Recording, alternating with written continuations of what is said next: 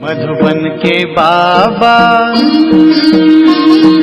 मधुबन के बाबा मुरली वाले, आपका क्या कहना,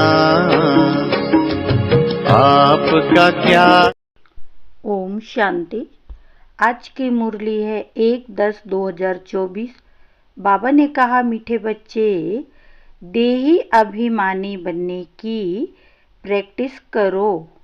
इस प्रैक्टिस से ही तुम पूर्ण आत्मा बन सकेंगे। आज का प्रश्न है, किस एक नॉलेज के कारण तुम बच्चे सदा हर्षित रहते हो? उत्तर है, तुम्हें नॉलेज मिली है कि यह नाटक बड़ा वंडरफुल बना हुआ है। इसमें हर एक एक्टर्स का अविनाशी पार्ट नूधा हुआ है। सब अपना अपना पार्ट बजा रहे हैं।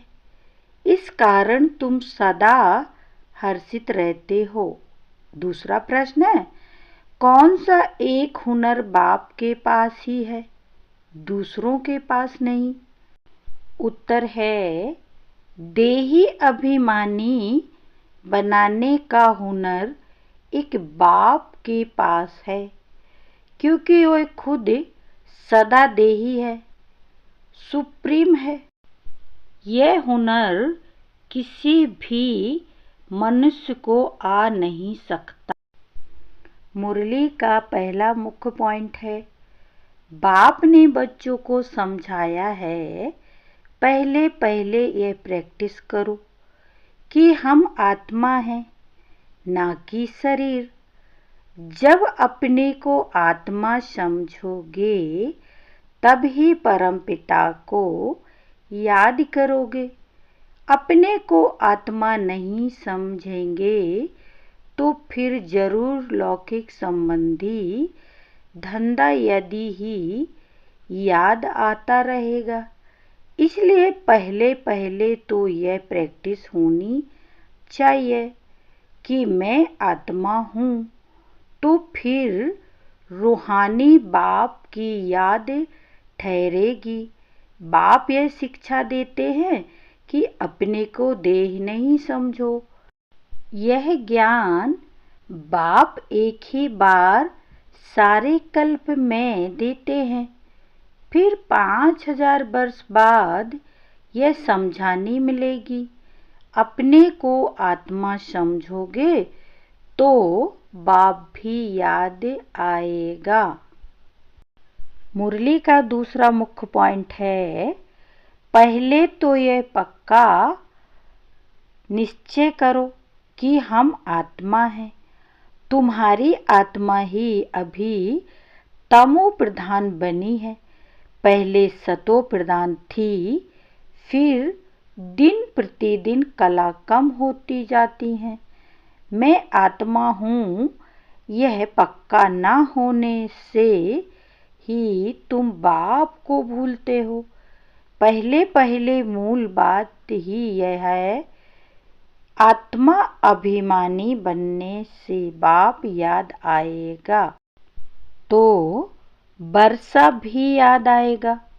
वर्षा याद आएगा तो पवित्र भी रहेंगे, देवी गुण भी रहेंगे।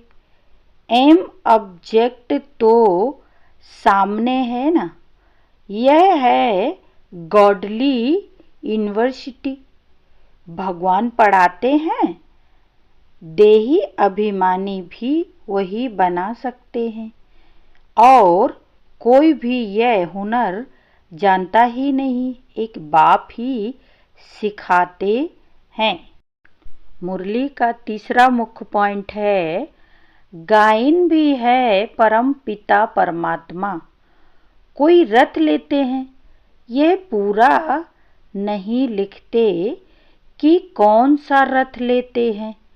त्रैमूर्ति का राज भी कोई समझते नहीं।